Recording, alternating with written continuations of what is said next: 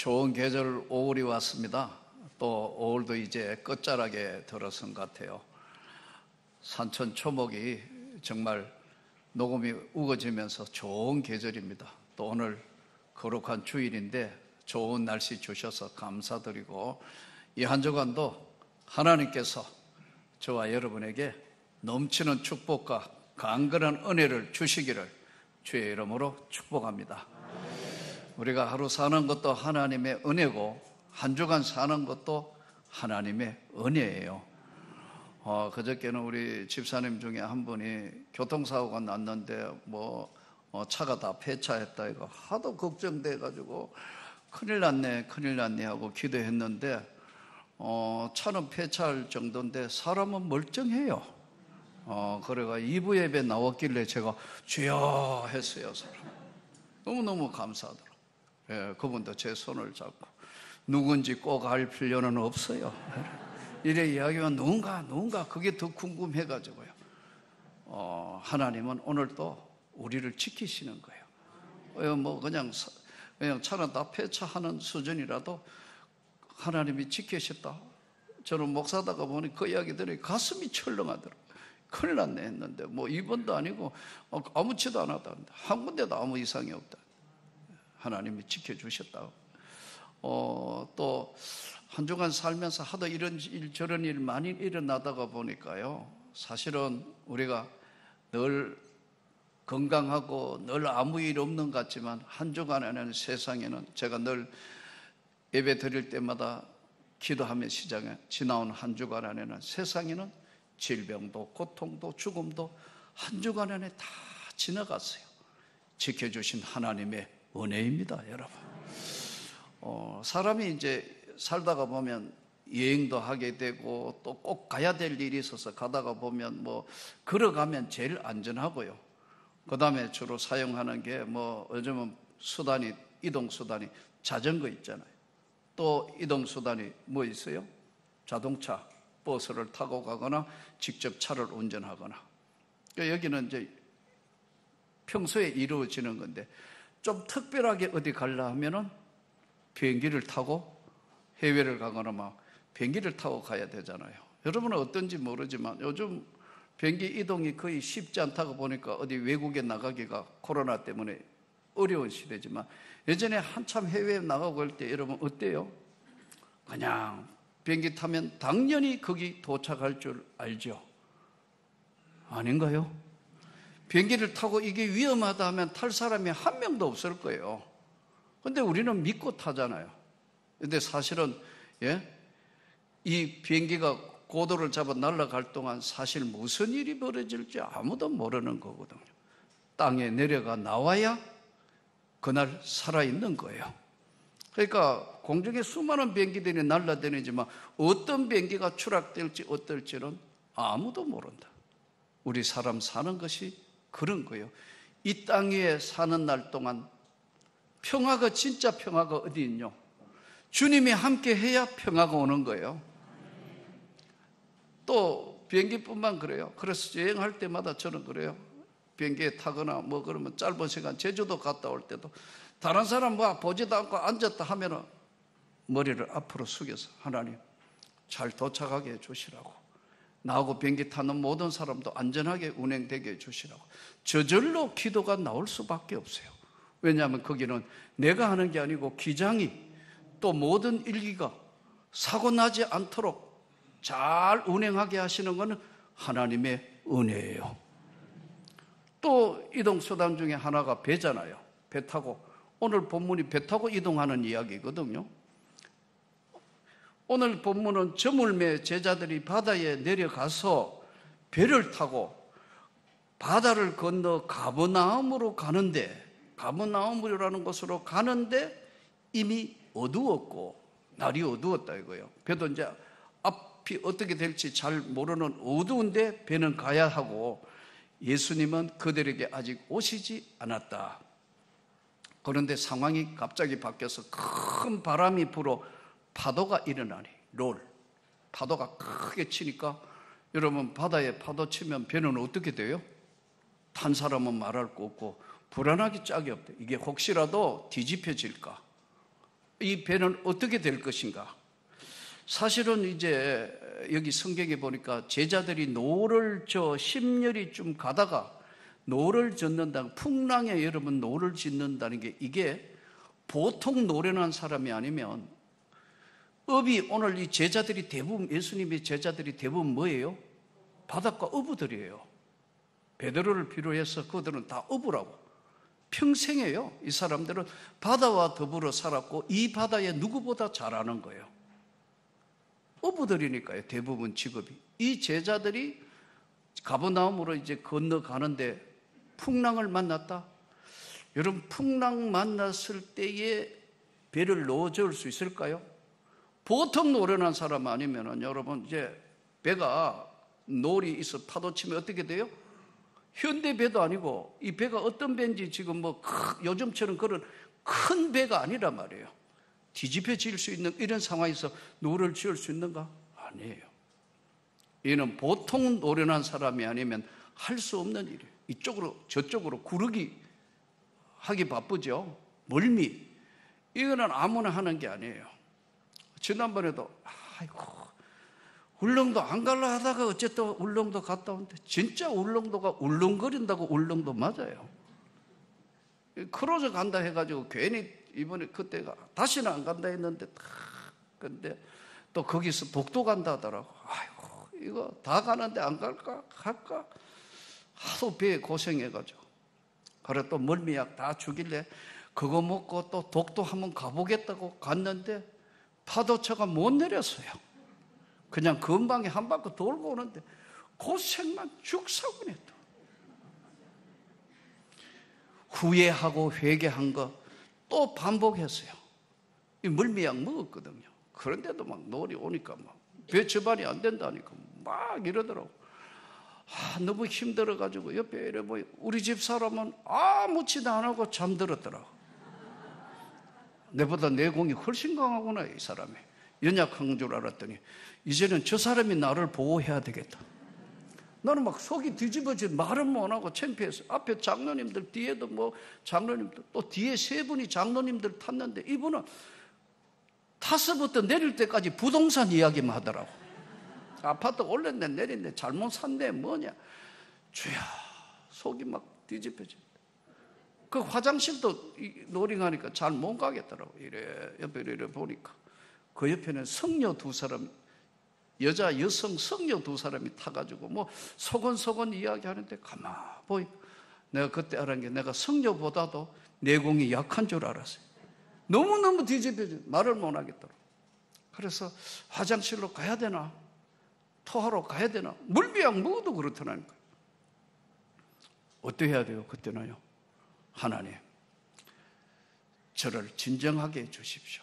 이기게 해주십시오. 간절히 눈을 감고 한 10분 15분 기도하니까 그런 정세들이 사라지더라고요. 그러니까 또 금세 언제 그랬나 싶어가 독도 못 내려. 그냥 한 바퀴 삥 돌고 왔어요. 여러분 이 풍랑치는 바다에는 대책이 없는 겁니다. 오늘 이 본문에 나오는 제자들이 어부고 최고지만 심열이까지 노를 지어 갔다는 것은 대단한 사람들이에요. 그런데 큰 노을이 오니까 어째 할 수 있는 방법이 없으니까 저들이 큰 노을이 오니까 두려워하고 이거 어떻게 되냐 뒤집혀지는 거 아니냐. 그럴 즈음에 예수께서 바다 위로 걸어 배에 가까이 오심을 보고 더 두려워해가지고 이거 어떻게 되는 거지? 유령이 나타났는가? 그런데 예수님이 딱 한마디 하시네. 내니 두려워하지 말라. 여러분 인생의 바다에는 변수가 너무 많습니다. 지나온 한 주간 안에도 아무것도 아닌 것 같지만 사고도 날 수도 있고 무슨 일이 날 수도 있고 언제나 바뀌는 것이 일기 상황이 바뀌는 것처럼 세상의 인생의 바다는 풍랑치는 바다예요. 강건하기를 축복합니다. 예수님 오늘 딱 한마디만 하시네. 내니 두려워하지 마라. 우리가 이 두려움은 어디서 오느냐 하면은요, 근심, 염려, 두려움은 마음에서 출발한다. 첫째는 두려움. 이것은 마음이 나누어질 때 두려움과 근심이 찾아옵니다. 근데 여러분, 이 마음이라는 것이 우리 눈에 보이나요? 마음은 없어요. 아무리 엑스레이 찍고 CT 찍고 MRI까지 찍어도 마음이라는 것은 육신의 것들로 차여 있는, 그것을 알아내는 것은 없어요. 그러나 성경에 보면 마음, 우리에게 말씀하신 하나님의 성령, 엑스레이에 찍히지 않는 바로 정신세계, 영적인 세계는요, 조금만 방심하면 나누어지는 거예요. 완전히 나누어진다고. 이 우리 인간의 몸은 영적이면서 정신적인 것이 지배해요. 아무것도 아닌데요, 무슨 일 만나면 심장이 막 엇박자로 뛴다고 해요. 이런 경험 있잖아요. 가끔 이제 뭐 어디 우리가 여행 가고 이래 보면은 다 잘해요. 근데 여기서부터는 저 아래가 까맣게 보이는데 유리로 깔아놔서, 이런 투명한 유리를 하니까 그거는요, 새 철상, 아무리 강한 부숴도, 망치를 들고 때려도 안 부서질 수는 새보다 더 강한 것이에요. 그런데 그 앞에 가면 가기도 전에 아직도 발도 안 돼. 저쪽에 가서, 내가 누군지는 이야기 안 하지만 가서 막 이러더라고. 왜 그래요? 하니까 목사님 아니 그 유리를 밟지도 않았다고요. 반면에 어떤 사람은요, 그쪽에 갔다가 해가지고 야 사진 찍어 놓으려고 하는데, 이 생각이 다르고 얼마만큼 믿느냐에 따라서 모든 것이 달라지는 거거든요. 멘탈, 정신세계, 저는 여러분이 정신세계가 강하기를 축복합니다. 이 정신세계의 영적인 세계를 지배하는 것이요, 이게 강한 사람은 절대로 무너지지 않습니다. 대부분 보면 오늘 우리가 이 마음을 무시하면 절대 안 돼요. 정신세계를 무시하면 안 된다고. 똑같이 질병이 들리고 똑같이 어려움을 겪고 똑같이 고통을 당해도 멘탈, 정신세계, 영적 세계가 강한 사람은 언제든지 이길 수 있다는 거예요. 다시 극복할 수 있다는 거예요. 세상은 딱 두 종류의 사람이 살아요. 하나는요, 포기하고 사는 사람이 있어요. 똑같이 질병이 오고 똑같이 어려움이 찾아오고 똑같이 힘들어도요, 능히 이길 수 있는 사람이 뭐냐면 멘탈이 강한, 정신세계가 강력하다. 이 정신세계를 강하게 잡고 인도하시는 게 누구냐면요, 성령의 역사예요. 정신세계보다 더 고차원의 강력한 힘이 뭐냐면 성령의, 하나님의 영의 역사예요. 그래서 예수님께서 어떤 사건이나 어떤 것이 있을 때마다 똑같이 물어보시는 게, 네가 이것을 믿느냐? 네 믿음대로 될 것이다. 똑같이 질병 아파요. 똑같이 그래요. 영적이고 정신적인 게 무너지면요, 아무것도 못해요. 식은땀 흘리죠. 뭐 트라우마 오죠. 뭐 아무것도 못해요. 제가 아는 선교사님, 이제 연세도 많고 그런데 그 선교사님하고 사모님이 아주 독특한 분이에요. 현역 육군 중령, 소령 중령, 대령할 때 대령으로 진급하셔가지고 무관으로 나가신 분인데, 진급을 해야 되는데 중령서 대령 진급하는 게 그렇게 어렵다 하더라고요. 뭐 대령서 별다는 거는 말 그대로 별다는 거고. 그런데 이제 이거 어떻게 해야 되나 간절히 기도했는데 하나님이 사인을 보내오셨다. 된다는 것을, 진급한다는 걸 알았대요. 그래서 이제 진급하셔서 무관으로 나갔거든요. 근데 이분이 전쟁 트라우마가 있는 거예요. 이 전쟁 트라우마가 뭐냐면 월남전 참전 용사예요. 장교로 월남전 가가 했는데, 이분은 이제 월남전에 가가 수많은 사람 죽고 중대장, 소대장, 중대장을 했으니까요. 월남전 전쟁에 투입돼가 그랬으니까 항상 그게 트라우마가, 선교사 돼서도 항상 그게 남아있는 거예요. 그러니까 잠잘 때 사모님이 웃으며 그래요. 자기는 남편 선교사님 옆에 누워 자면 철모 서고 자야 된대요. 왜냐하면 자다가도 돌격 앞으로 하면서 막 머리를 막 때린대요.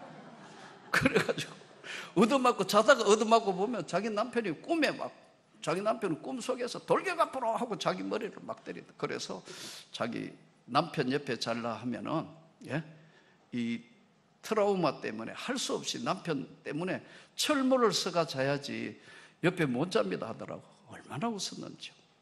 오랜 시간 가는데 하나님께서 그에게 은혜를 주셔서 진짜 멋있는 선교하는 거예요. 예. 그 나라에 도저히 이 교회 세울 수 없는 그 나라에서 허락해가 교회 세워줬어요. 대단한 거죠. 나라에서 허락해가 교회 세워줬다. 제가 만나본 많은 선교사 중에 가장 멋있는 분이에요. 야, 그렇구나. 하나님이 도구로 사용하시는 거예요. 그런데 그런 트라우마가 있는데도 그걸 잘 극복하는 거예요. 근데 저보고 웃으면 그래요. 목사님, 저는 하나님은 저에게 돈은 안 주시고 은혜만 주신 것 같아요. 그래요. 예? 그건 또 무슨 소리야.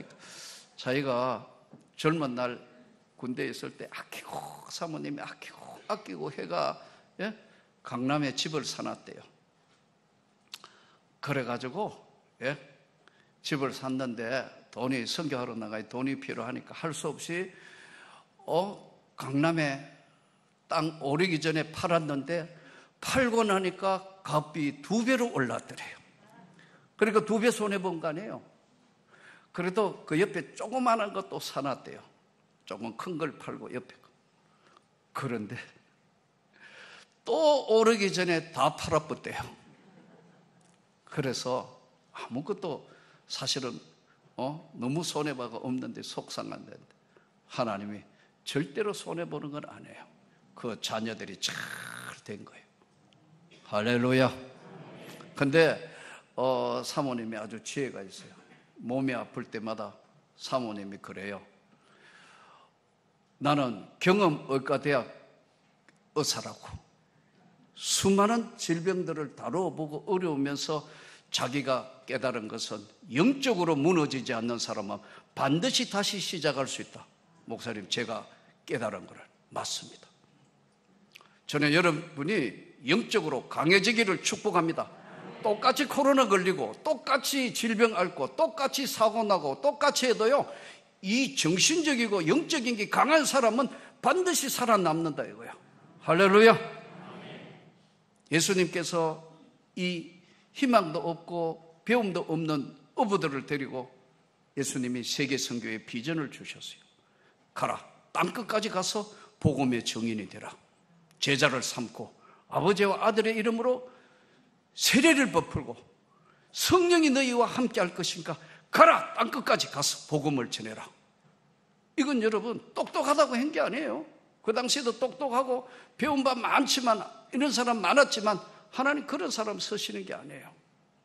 언제나 부족하다고 스스로가 하나님 제가 부족하고 저는 모자라고 저는 나약합니다 하는 순수했던 어부를 사용하여 세계 선교의 문을 열어서 저와 여러분이 구원을 받은 겁니다. 내니 두려워하지 마라. 내가 너와 함께 할 것이고 내가 너를 들어서 서용할 것이며 너와 함께 있을 것이다. 사실 이 세계의 기독교 역사를 바꾸는 여러 사람들이 있지만 그 중에 한 사람 중에 D.L. 무디라는 사람이 있어요. 우리 여러분 많이 들어보셨겠죠. 무디요? 공부를 하는 사람이 아니에요. 초등학교 정도 우리로 이야기하면 겨우 그 정도 수준이에요. 설교 연설문이나 설교문을 작성하면 앞뒤로 단어가 틀려요. 우리로 얘기하면 한글에 받침이 안 맞는 설교문을 써가내는 거예요. 그래서 그 당시에 신학교 교수들 똑똑하고 공부 많이 한 목회자들이 그를 비판했어요. 그런데 하나님은 그 사람을 사용하여 한 시대에 열어가는 거예요. 놀라워요. 무디 같은 경우에 하나님의 은혜를 받아가지고 자기가 주일학교를 한번 해보고 싶은 거예요. 내가 주일학교를 한번 해봐야 되겠다. 내가 주일학교를 한번 해봐야 되겠다. 목사님한테 가서 내가 주일학교 교사를 한번 하고 싶으니까 주일학교 교사를 좀 시켜주세요. 근데 다른 부장들하고 교사들이 다 반대하는 거예요. 왜요? 무식쟁이가 무슨 이거 가르친단 말이 안 된다고, 안 된다는 거예요. 그러니까 목사님 자꾸 찾아가고 그러니까 목사님 어떻게 해요? 그래? 그러면 당신이 나가가 전도해가지고 당신이 전도해가 아이들 불러가지고 해서 교회 학교 하면은 당신이 교사 된다고. 무대는 밖에 나가서 예수를 전하기 시작합니다. 아이들한테 하나님의 생명의 말씀을 전하니까 아이들이 무대에게 옵니다. 변화받은 아이들이 또 친구들을 데려옵니다. 또 데려옵니다. 나중에는 기존 교회에 있었던 주일학교 애들보다 몇 배나 더 모인 거예요. 여러분, 이것은 멘탈, 정신세계, 영적인 세계가 하나님 앞에 확실하게 붙들려 있으면 다시 시작할 수 있다. 언제든지 하나님은 무엇이든지 가능하게 하시는 거예요.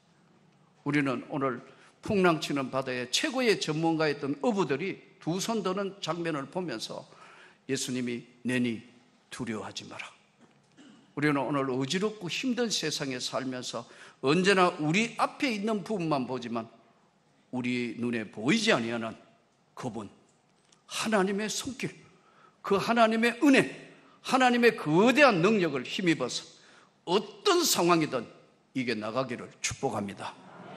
우리에게 주신 은혜는 우리가 계산으로 되는 것이, 기본적인 것은 계산하지만 그 위에 알파로 주시는 것은 인간의 힘이나 인간의 방법이 아닙니다. 하나님의 특별한 방법으로 역사하시고 함께 하시는 겁니다. 오래전에 제가 일본 그 우에노 공원에 가서 어떤 분들이 전도하는 분들이 있고 우에노 공원에서 노숙자들을 도와주는 목사님이 있는데, 목사님 가서 같이 좀 전도하자 해서 우에노 공원에 가본 적이 있습니다.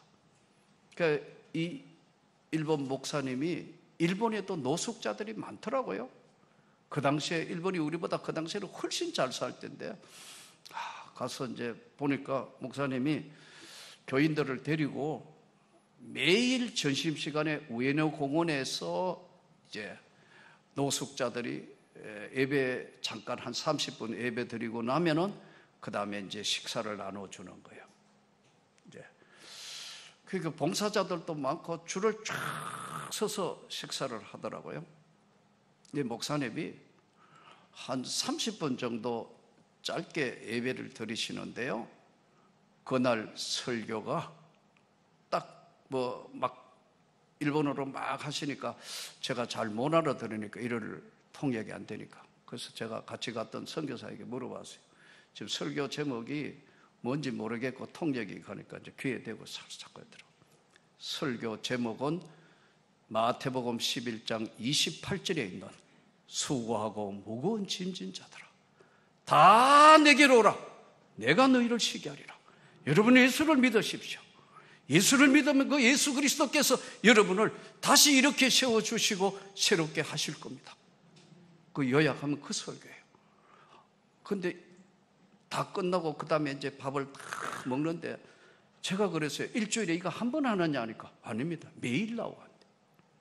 그래서 이 재정은 어떻게 하고 매일 이 많은 사람 어떻게 먹이고 이 봉사는 이렇게 어떻게 하냐니까요. 여기 봉사자 중에 3분의 2는 교회 안 나오는 분들입니다.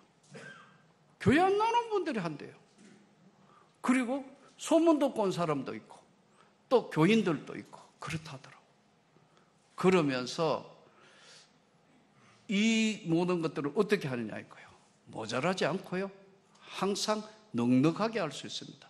왜냐하면 처음 시작했을 때 이랬는데 수년간 하고 나니까 그 노숙자 중에 은혜를 받아가 집으로 돌아간 거예요. 변화가 일어난 거예요.